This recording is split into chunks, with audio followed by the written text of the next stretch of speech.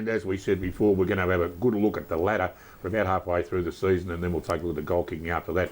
Put the ladder up on your screen, and there we are at the moment. And as we said, coming up tomorrow is a massive game between two top sides, a battle for the top spot, and that's what exactly it will be because of the close percentage. But Mitch, Bannockburn, Bellpost Hill. We'll start off with Bannockburn. Their season's been okay, which testifies out on the ladder, and they started with round one, of course, with a 2-point win over Bellpost Hill.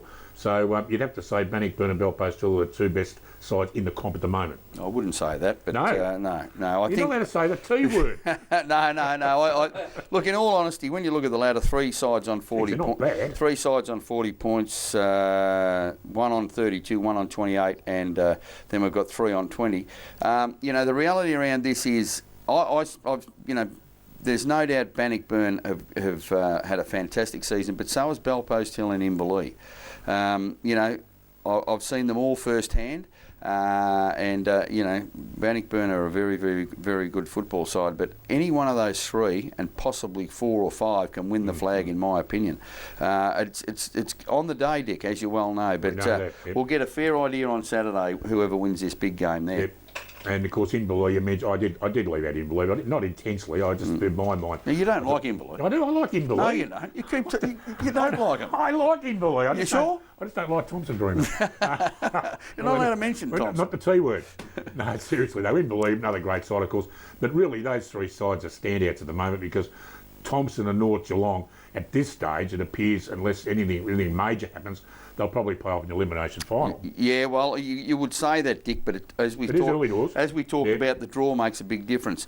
And if Bellpost Hill get beat on Saturday and Thompson win, that'll be 36-40, and in 3 or 4 weeks' time, Thompson play Bellpost Hill at home. And you would think that looking at Thompson's draw, that would be their toughest game because that's what we're talking about, the rolling draw, Dick. Thompson have a fairly sweet spot in the rolling draw, and they play the only two sides of only two sides that are probably vying for a final spot in the last several rounds are Bellpost Hill at home and Belmont Lions away. So it makes a difference. And of course, North Geelong sitting 5th at the moment, playing Belmont Lions this weekend. If North Geelong were to succeed out of the Keith Park Oval, it's all over. Put some 3 wins in front of Belmont Lions. So to say Absolutely. It's a huge game for the Lions is an understatement. We'll talk about the side just outside then. Well, we just mentioned quickly about Thompson and North Geelong sitting 4th and 5th.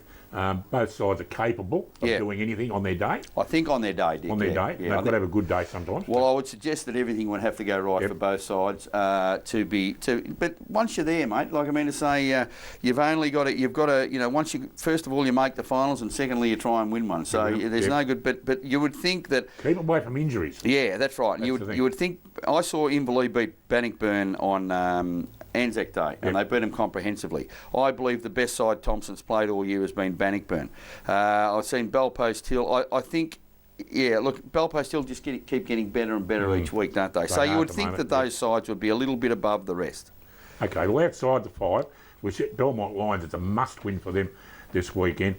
They'd be fairly happy with their season to date, but I think their expectations were they'd like to have seen themselves sitting inside the 5 by now. You would think that they would. Grant Tanner didn't go there. I wouldn't have thought to be outside the 5, and I know he was bitterly disappointed in their start to the year. So the reality to it is, I would suggest next year's pre-season would be fairly strong, and they would be better. But they've got to win on Saturday. They've got to win, because if they don't win, it's all over. And I think, in all honesty, I've looked at the draw.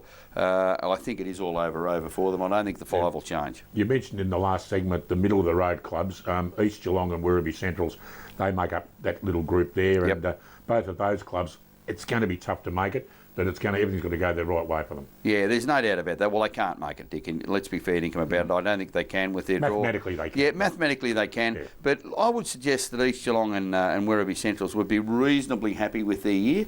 They certainly, East Geelong, 20 wins, they come from a long way back, and Werribee Centrals, they've been really good at home, and I think they'd be reasonably happy with what they've done. The very disappointed clubs would be no doubt Anarchy, Crier, Winchelsea and Geelong West.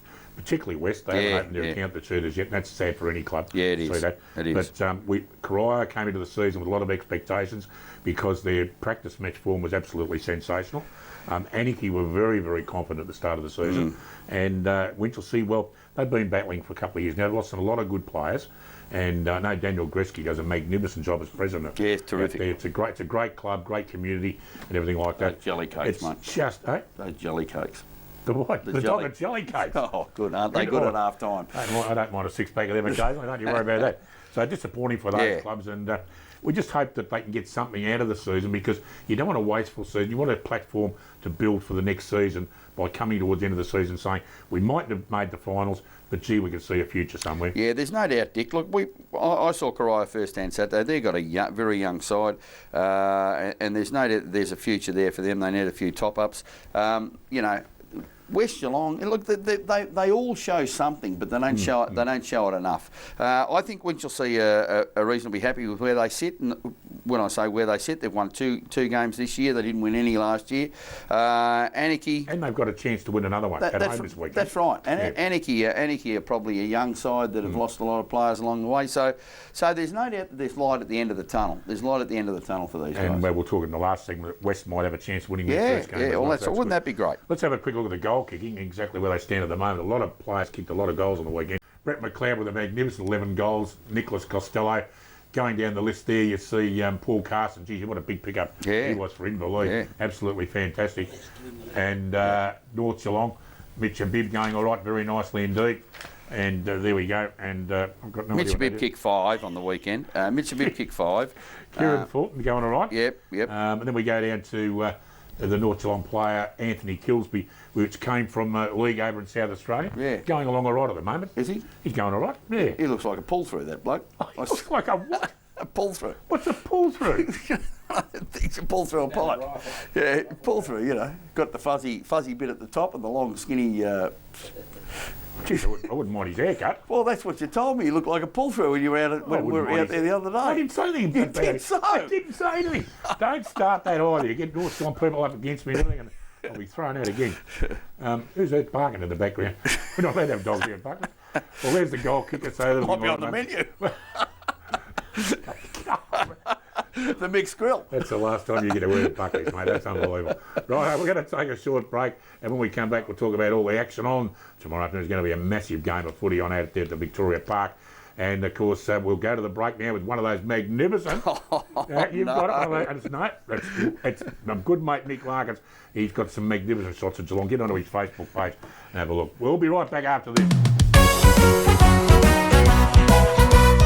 We come together, the best from all the league, to show them how to play and form a mighty team. The pride of our region with all our favourite sons, never ever beaten, Australia's #1.